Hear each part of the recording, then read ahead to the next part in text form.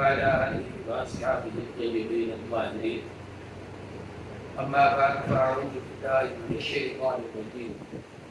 بسم الله الرحمن الرحيم.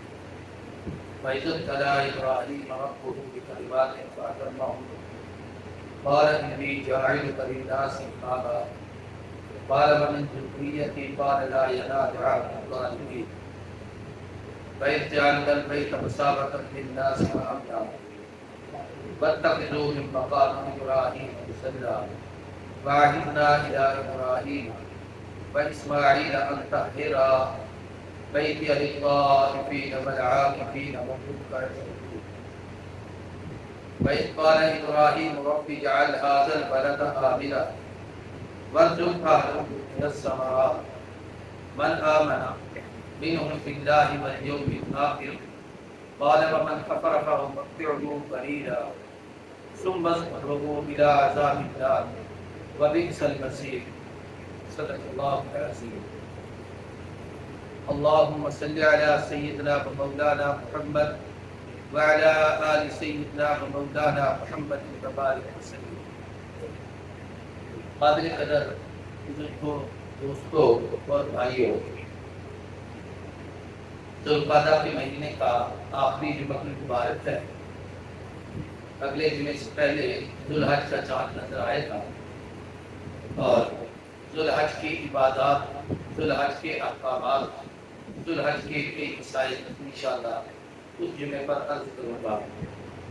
آج ذوالقعدہ کے مہینے کا چونکہ یہ آخری جمعہ ہے، ذوالقعدہ میں کعبۃ اللہ تعمیر ہوا، اس حوالے سے میں نے ایک جمعے پر گفتگو کی.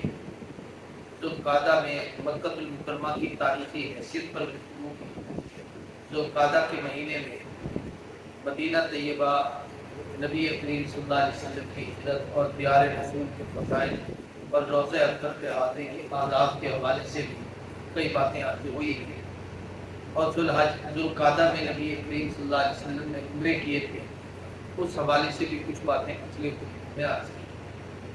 آج کی گفتگو میں ابراہیم علیہ السلام اور سیدنا اسماعیل علیہ السلام اور سیدہ حاجرہ، ان کی سیرت کا ذوالحج کے ساتھ بہت گہرا تعلق ہے اور ذوالقعدہ کے ساتھ بھی بہت گہرا تعلق ہے. ابراہیم علیہ السلام نے ذوالقعدہ میں جب کعبۃ اللہ تعمیر کیا تھا تو اس تعمیر میں 3 اہم شخصیات ہیں: سیدنا ابراہیم علیہ السلام اور سیدہ حاجرہ اور سیدنا اسماعیل. تو ان کا ذکر جہاں بھی حضور کی سیرت کا، قربانی کا، مسائل کا، احکامات کا ذکر آتا ہے تو ساتھ ساتھ سیدنا خلیل کا ذکر بھی آتا ہے. ابراہیم علیہ السلام انبیاء میں جد الانبیاء والمرسلین کے نام سے مشہور ہیں کہ تمام نبیوں کے جد امجد، دادا، بابا ہیں. حضرت ابراہیم علیہ السلام کی اولاد میں 2 بیٹوں کی آگے جو امت میں اہم نسل چلی، ویسے 5 بیٹے تھے ان میں حضرت اسماعیل علیہ السلام کی اولاد میں صرف ایک بیٹے، ایک شخص نبی بنے، جناب سیدنا محمد رسول اللہ صلی اللہ علیہ وآلہ وسلم. اور یہ خاندان بنو قریش، بنو ہاشم، بنو اسماعیل کہلاتا ہے.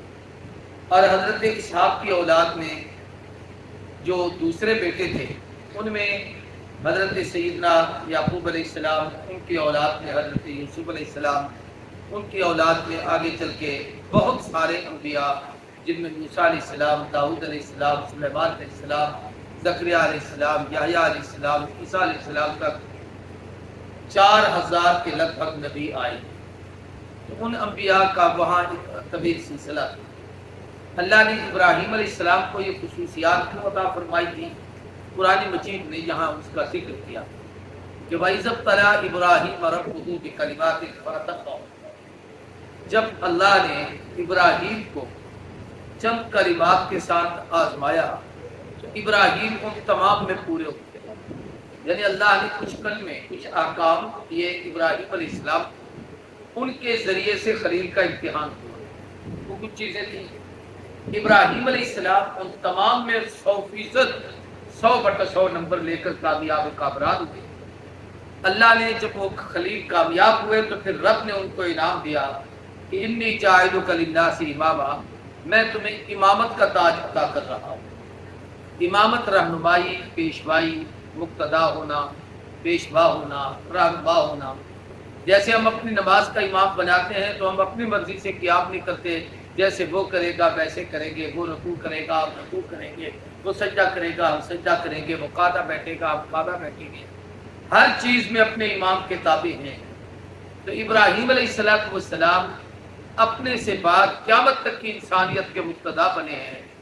ابراہیم علیہ السلام نے جتنے امور سر انجام کیے اور جن جن کاموں کو کیا، وہ نبی کریم صلی اللہ علیہ وسلم کی امت کو بھی ملت ابراہیم کے حوالے سے ملے ہیں اور پہلی امتوں کو بھی وہ ملے، لیکن وہ باقیات ابراہیم کی اس وقت دنیا کے اندر صرف حضور کی امت کے پاس ہے اور کسی کے پاس نہیں۔ اس کا مختصر سا خاکہ آپ کے سامنے عرض کرنا چاہتا ہوں۔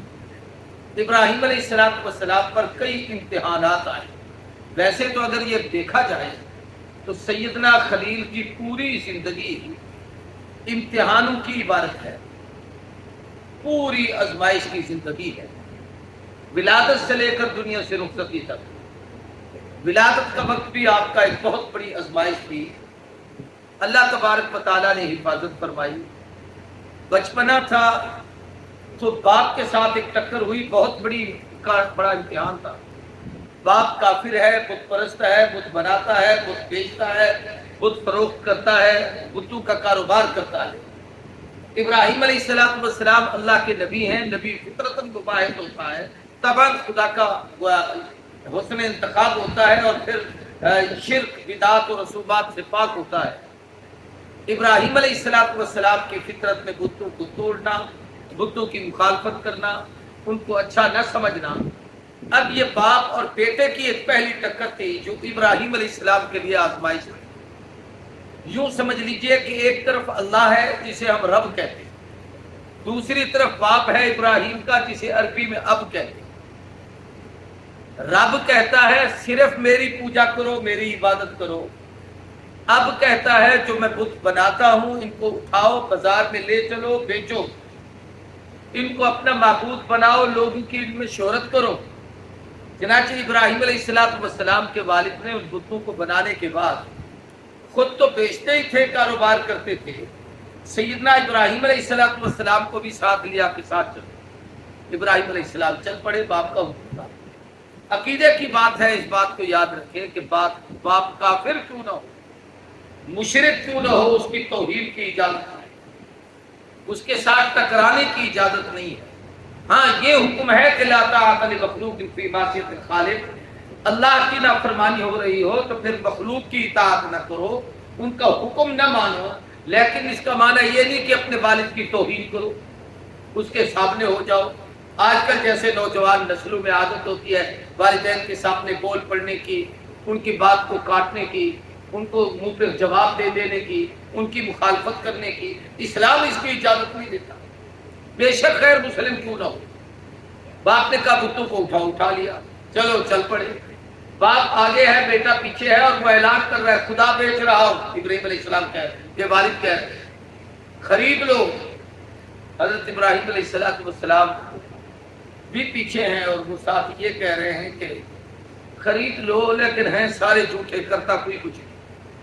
اب یہ ایک حقیقت تھی جو نبی کی زبان پر تھی، اور یہ وہ آزمائش تھی کہ باپ کا حکم مانا ہے کہ اٹھا کے چل پڑے، لیکن باپ کی شرک کے عقیدے میں موافقت نہیں کی، وہاں مخالفت بھی ہے کہ یہ کرتے کچھ نہیں کرتا، رب سب کچھ ہے، ان پتھروں کے ہاتھ میں کیا چیز ہے، یہ کسی چیز کے مشکل کشا روزی رسا نہیں۔ تو ابراہیم علیہ السلام پر پہلی آزمائش، باپ مخالفت میں کھڑے ہو گئے۔ باپ نے کہا خبردار، میری نہیں مانو گے میں تمہیں مار دوں گا۔ اللہ کا حکم یہ تھا کہ اگر میری مخالفت کرو گے تو پھر میں رب سزا ہوں۔ خلیل نے اپنی جان پیش کی اور یہ کہا کہ میں اب کو باپ کو تو چھوڑ سکتا ہوں، اپنے رب کو نہیں چھوڑتا۔ یہ پہلا امتحان تھا ابراہیم علیہ السلام۔ وَإِذِ ابْتَلَىٰ إِبْرَاهِيمَ رَبُّهُ بِكَلِمَاتٍ فَأَتَمَّهُنَّ، اس سے اگلا ایک اور امتحان آیا جو اس سے بھی زیادہ کڑا۔ والد کی مخالفت بڑی سخت ہوتی ہے، لیکن باپ پھر بھی قدرے اس نسبت سے کہ بیٹا ہے، بہت سمجھایا ہے، نہیں مانتا، کیا کروں؟ باپ لڑتا بھرتا نہیں ہے، مخالفت اور کچھ ہو زبان سے کہے گا، سختی کرے گا، لیکن ایسی نہیں جیسے کوئی حاکم کرتا ہے۔ اس سے اگلا مسئلہ یہ تھا کہ قوم جب بت پرستی پہ اتری ہوئی ہے، اب ابراہیم علیہ السلام پر اس سے بڑا امتحان آیا کہ وہ ساری قوم بت بناتی ہے، بت بیچتی ہے، بتوں کا کاروبار کرتی ہے، بتوں کے سامنے سجدہ ریز ہوتی ہے، اور ابراہیم علیہ السلام اپنی قوم کو روکتے ہیں۔ یہ ایک اور آزمائش تھی کہ پوری قوم سے خلیل کی ٹکر۔ یہاں بھی سیدنا ابراہیم علیہ السلام نے پوری قوم کی مخالفت مول لی، سب کچھ برداشت کیا، لیکن رب کے ساتھ شریک بھی کسی کو نہیں کیا، اور خدا کے قانون میں مداخلت بھی کسی کی برداشت کی۔ اس سے بھی آگے ایک اور امتحان آیا، امتحان پر امتحان، وہ یہ ہے کہ حاکم وقت سے ٹکر ہو گئی۔ وقت کا حاکم اس وقت کو نمرود تھا، وہ کہتا ہے میں رب ہوں، اس کی ربوبیت کا دعویٰ ہے، میں خدا ہوں، مجھے رب مانو۔ ابراہیم علیہ السلام کہتے ہیں اللہ وہ ہے، رب وہ ہے، تو نہیں ہے۔ قرآن مجید نے ان امتحانات کو تفصیل سے نقل کیا ہے، چونکہ یہ 15-20 منٹ کی گفتگو ہوتی ہے، اس میں اتنی تفصیلی باتیں نہیں ہو سکتی۔ آمنا سامنا بادشاہ کے ساتھ ہوتا ہے، بادشاہ کہتا ہے میرے اندر بڑی طاقت ہے، میں زندہ بھی کرتا ہوں۔ خلیل نے کہا اللہ وہ ہے، ربی الذی یحیی و یمیت، میرا رب زندہ بھی کرتا ہے، مارتا بھی ہے، زندگی اور موت کا مالک وہ ہے، عدم سے وجود میں لاتا ہے، ہر چیز کو بناتا ہے، پھر اس کا ایک وقت متعین ہوتا ہے، پھر اس کو موت دیتا ہے، وہ چیز ختم ہو جاتی ہے، یہ میرا رب کرتا ہے۔ بادشاہ کا دماغ خراب تھا، ربوبیت کا جب دعویٰ کرتے ہیں یہ بڑے لوگ کتنے جن کے دماغوں میں فطور ہوتا ہے، حکمران تھا، حاکم تھا، جو چاہے کرے۔ اس نے کہا میں بھی یہی کام کرتا ہوں، زندہ بھی کرتا ہوں، انا وہی بومید، مارتا بھی ہوں۔ بھئی آپ کیسے زندہ کرتے اور مارتے ہیں، تو یہ کیسے کر لیتا ہے؟ اس نے ایک آدمی کو پکڑا جو بالکل آزاد منش تھا، جا رہا تھا، اسے پھانسی کے پٹے پہ لٹکا دیا۔ اس کی کوئی موت نہیں تھی، اس کی زندگی لکھی ہوئی تھی، اس کے لیے کوئی پریشانی نہیں تھی، میرے اختیار میں ہے نا، میں بادشاہ ہوں، میں نے مار دیا جس کے گلے میں فٹ آ جائے۔ ایک آدمی کو سزائے موت کا قیدی تھا، اس پہ قتل تھا، اس کو حکومت نے مار دینا تھا، بادشاہ نے کہا اس کو چھوڑ دو، لو جی مردے کو میں نے بچا دیا ہے، میں مارتا بھی ہوں، زندہ بھی کرتا ہوں۔ جناب سیدنا ابراہیم علیہ السلام فرمانے لگے، سوچا کہ یہ شخص میرے سوال کو سمجھ نہیں سکتا اور اس نے اس کا غلط رخ لیا ہے۔ فرمایا میرا رب وہ ہے، یاتی بالشمس من المشرق فاتی بہا من المغرب، میرا اللہ مشرق سے سورج لاتا ہے، مغرب میں غروب کرتا ہے۔ تو اگر الہی طاقت کا مالک ہے اور تو یہ کام کر سکتا ہے اور یہ نظام کائنات تیرے قبضے قدرت میں ہے، تو پھر تو مغرب سے نکال مشرق میں لے جا، یہ کر لے۔ اب یہ خلیل کا وہ عقلی اور علمی سوال تھا جس کا جواب اس دشمن کے پاس تھا۔ قرآن کہتا ہے فَبُہِتَ الَّذِي كَفَرَ، مبہوت الحواس ہو گیا، اس کا دماغ خراب ہو گیا، پاگل بن گیا کہ یہ کیا کہہ دیا، میں اس کا کیا جواب دوں، لاجواب ہو گیا۔ تو یہ ابراہیم علیہ السلام کا مکالمہ حاکم وقت، ادھر بتوں کی پوجا ہو رہی ہے، پھر یہ ان کے سالانے میلے ہو گئے، جیسے ہمارے ہاں بھی اسلام کے اندر میلے کا کوئی تصور نہیں، یہ جاہلوں کی روایات ہے۔ اسلام کے اندر عید کا تصور ہے، مسلمانوں کو 2 دن ملے ہیں، حضور نے فرمایا عید الفطر، عید الاضحیٰ۔ عید الفطر مسلمانوں کو رمضان کی تکمیل پر اللہ خوشی میں دیتا ہے، اور عید الاضحیٰ ابراہیم علیہ السلام کی قربانی کی یاد ہے جو امت مسلمہ کے لیے اللہ تبارک و تعالیٰ نے عطیہ عطا فرمائی ہے، اور حکم دیا ہے کہ خلیل کی اس یاد کو تم تازہ کیا کرو اور یہ قربانی کیا کرو۔ یہ 2 دن ہیں، اس کے علاوہ کوئی دن نہیں۔ یہ جو ہم نے تہوار بنائے ہوئے ہیں، فلاں کا ہے، فلاں بابے کا ہے، فلاں بزرگ کا ہے، فلاں پیر کا ہے، اس کا آج عرس ہے، اس کا آج میلہ ہے، اس کا فلاں ہے، یہ آپ کے ہمارے بنائے ہوئے ہیں، اسلام کا ان کے ساتھ کوئی تصور نہیں۔ نبی کریم صلی اللہ علیہ وآلہ وسلم کی سیرت ہمارے سامنے بالکل واضح ہے۔ تو وہ لوگ سالانہ ان کا ایک میلہ ہوتا تھا اور اس کی ترتیب یہ ہوتی تھی کہ عبادت کا تو تصور نہیں تھا، خوشی کرتے تھے، جاتے تھے، مختلف چیزیں لیتے تھے، کھاتے تھے، پیتے تھے، اپنی عبادت گاہ میں جا کر وہ بتوں کے سامنے سجدہ ریز ہوتے تھے، ان کے سامنے مختلف قسم کی چیزیں رکھتے، کھانے کی، پینے کی، اور ان کے منتیں مان کر ان کو ہدایے اور تحائف دے کے آتے تھے۔ وہ ہدایے اور تحائف مجاوروں کے ہوتے تھے، ان کا کچھ نہیں ہوتا۔ وہ سارے کے سارے اس بت خانے میں گئے، وہاں جا کر ان کی پوجا کی، ان کے سامنے چیزیں رکھی۔ صبح سویرے نکل کر جیسے ہم مسلمان صبح عید پڑھتے ہیں، پھر اپنا کام کرتے ہیں، پھر کھاتے پیتے ہیں، پھر معاملات کرتے ہیں، پھر قربانی کرتے ہیں، وہ بھی یوں ہی جاتے تھے کہ پہلے بتوں کی پوجا کر لیں، پھر کاروبار کریں۔ اب جب یہ کام کاج کے لیے چلے گئے تو ابراہیم علیہ السلام کو بھی کہا گیا تم بھی چلو، فرمایا ابنی سقیم، میں بیمار ہوں۔ سقیم قاف دو نقطے سے سکون کے معنی میں ہے۔ اس کے معنی یہ ہوتے ہیں کہ میں بیمار ہوں، تو بیمار کا معنی یہ نہیں کہ مجھے بخار ہے، عربی میں اس کے لیے مرض کا لفظ ہے۔ سکون اس بیماری کو کہا جاتا ہے کہ جو دل اور دماغ جس سے غیر مطمئن، کہ جو تم کام کر رہے ہو میرا ضمیر اس سے مطمئن نہیں ہے، مجھے یہ اچھا نہیں لگتا، اس لیے مجھے نا، جیسے آدمی کہتا ہے بس میری طبیعت نہ وہ نہیں کرتی اس کام کے کرتے، میرا طبی میلان نہیں ہے، میرا جی نہیں کرتا، میں اسے بوجھ محسوس کرتا ہوں۔ تو جناب ابراہیم علیہ السلام نے کہا سکین کی بات، وہ یہ سمجھے کوئی سر درد ہے، بخار ہے، چلے گئے۔ خلیل نے کلہاڑا اٹھا بت خانے میں چلے گئے، مختلف چیزیں ان کے سامنے رکھی تھی، قرآن نے وہ نقشے کہتے ہیں۔ قرآن نے کہتا ہے کہ خلیل نے انہیں کہا لا تاکلون، یہ کھاتے نہیں ہو، یہ مال متا تمہارے سامنے رکھا ہوا ہے۔ اب ان میں شعور ہو تو وہ سنتے ہو تو وہ کہیں، سمجھے تو ان کے اندر کو بولنے کی قوت ہو تو وہ بولیں۔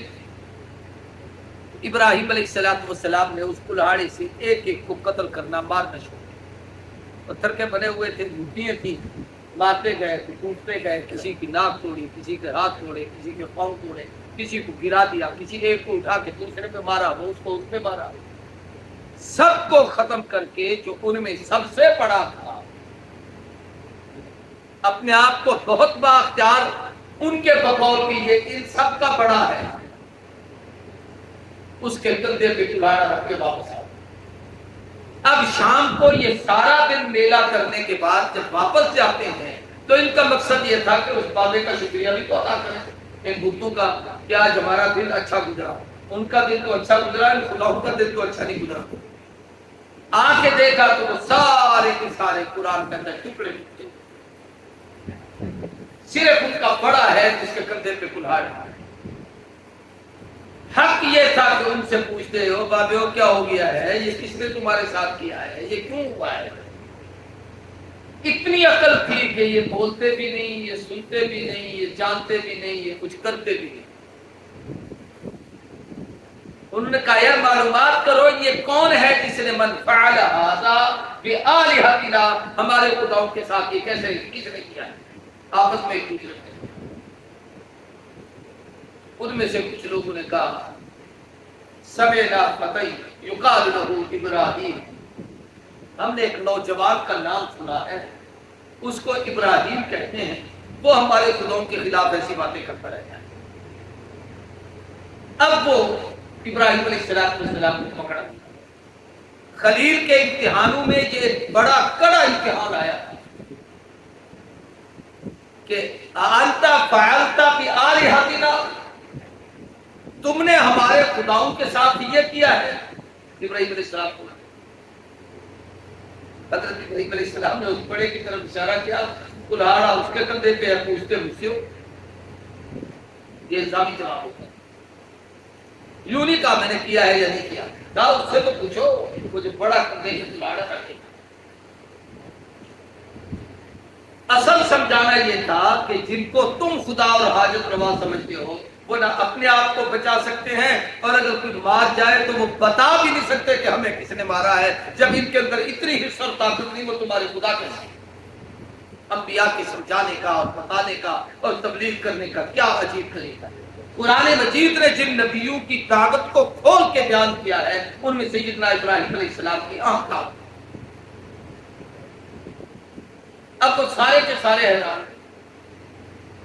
سوائے اس کے کہ ان کے پاس کوئی علاج نہیں تھا، اس سوال کا کوئی جواب نہیں تھا۔ جیسے ہمارے ہاں کوئی آدمی سوال عقل مند ہو اور کر دے کہ یہ کیا کر رہے ہیں، یہ کیسے ہو سکتا ہے، وہ ہمارے یہاں ایک ہی بات ہوتی ہے انتظامی، وہ بزرگوں نہیں مانتا، یہ ولیوں کا دشمن ہے۔ دشمن نہیں ہے، ایک آدمی آپ سے کچھ پوچھ رہا ہے اس کو مطمئن تو کرو، اس کو عقل سے کوئی چیز سمجھاؤ تو صحیح۔ ابراہیم علیہ السلام کہتے ہیں ان سے پوچھو، تم کہتے ہو تو دشمن ہے۔ ابراہیم علیہ السلام کے متعلق پھر فیصلہ کیا کہ ان کو آگ میں ڈالا ہے۔ یہ سب سے بڑا امتحان تھا حضرت ابراہیم علیہ السلام کی زندگی میں۔ ایک امتحان پھر اس سے بڑا ہے جو آخر میں آتا ہے، جو انشاءاللہ میں تفصیل سے جاؤں۔ سیدنا خلیل کے لیے آگ کا بڑا چیخا جلایا، ہر قسم کی لکڑی جمع کی گئی، آگ جلائی گئی، سیدنا خلیل کے ہاتھ پاؤں باندھے گئے، ان کے جسم سے کپڑے اتارے گئے، صرف اتنی جو آدمی کے صدر کو ڈھک سکے اتنا کپڑا انہیں پہنایا گیا، رسیوں سے جکڑ دیا گیا اور ان کو آگ میں ڈالنے کا منصوبہ بنایا گیا۔ یہ وہ آزمائش ہے جہاں پر بڑے بڑوں کے پیتے پانی ہوتا ہے، ہر آدمی اپنا دم توڑ بیٹھتا ہے، لیکن خلیل کی قوت ایمانی تھی۔ آج بھی ہو اگر ابراہیم کا ایمان پیدا، آپ بھی کر سکتی ہے انداز اس کا۔ سیدنا خلیل کی یہ حوصلہ اور ہمت اور جرأت ابراہیم علیہ السلام کو دکھایا گیا۔ اللہ امتحان پر امتحان لے رہے ہیں، پھر اس سے ایک اور بڑا امتحان آ گیا۔ جبریل علیہ السلام اس وقت آ کر کہا کہ میرے لائق کوئی خدمت ہو تو میں حاضر ہوں۔ جناب سیدنا ابراہیم نے جبریل علیہ السلام سے پوچھا، خود آئے ہو رب نے بھیجا ہے؟ اب ظاہر بات ہے کہ فرشتہ اپنی مرضی سے کسی نبی کے پاس نہیں جاتا، رب نے بھیجا ہے، یہ بات یاد رکھیں۔ انہوں نے کہا جی اللہ نے بھیجا ہے، کس لیے کہ میرے یار سے پوچھو اگر کوئی خدمت کی ضرورت ہو تو میں آ سکتا۔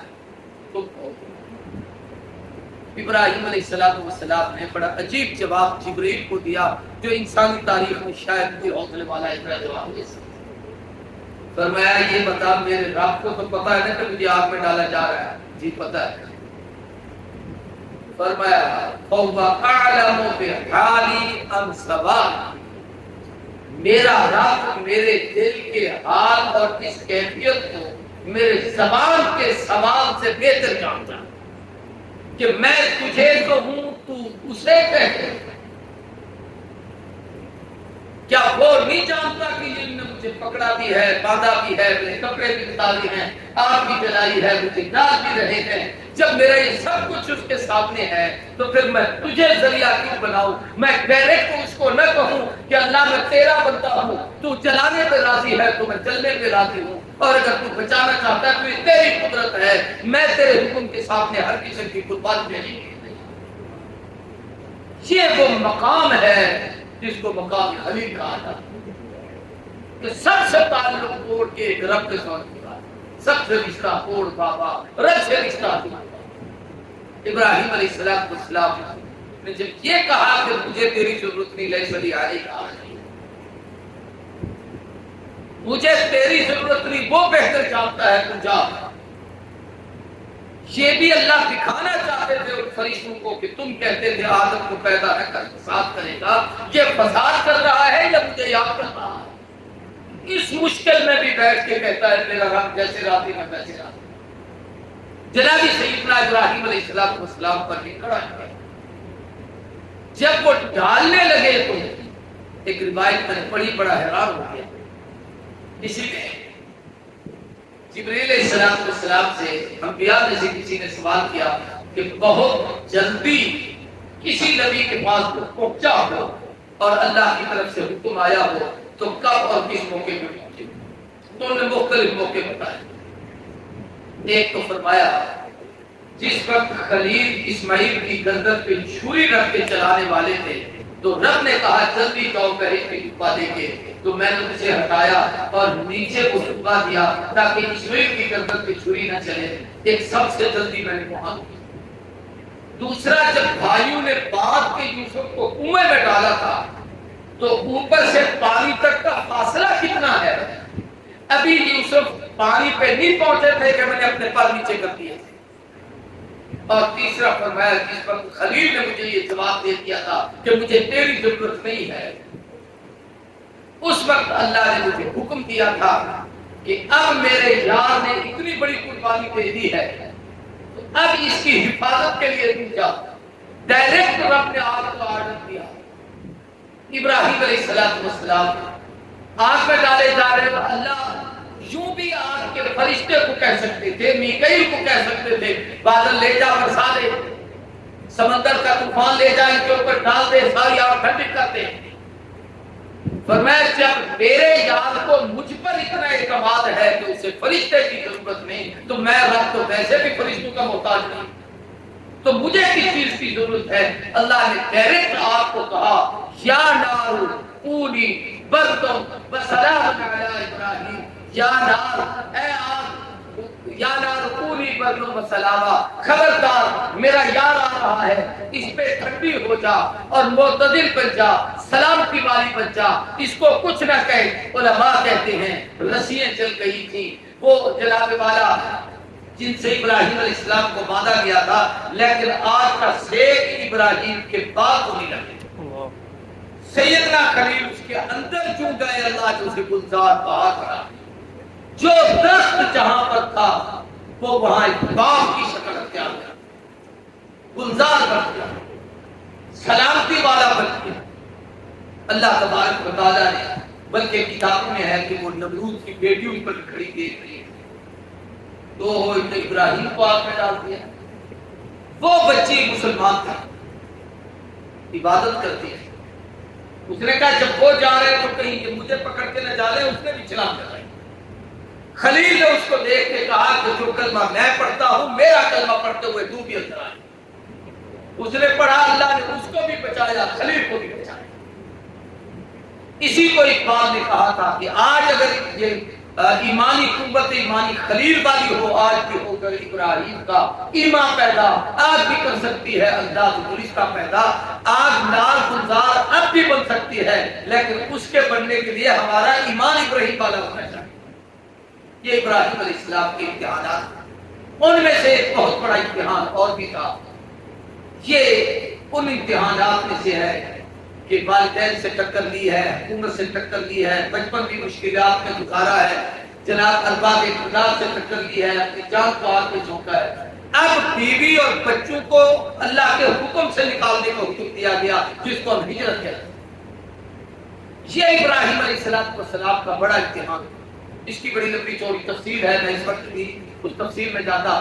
خلاصہ یہ کہ اپنے حضرت ابراہیم علیہ السلام سیدہ ہاجرہ کو آج جہاں مکہ المکرمہ ہے، اس جنگل کی آباد میں، ویرات میں، وادی غیر حسین زرعی میں، جہاں دور دراز تک پانی کا نشان نہیں، وہاں چھوڑ کر آتے۔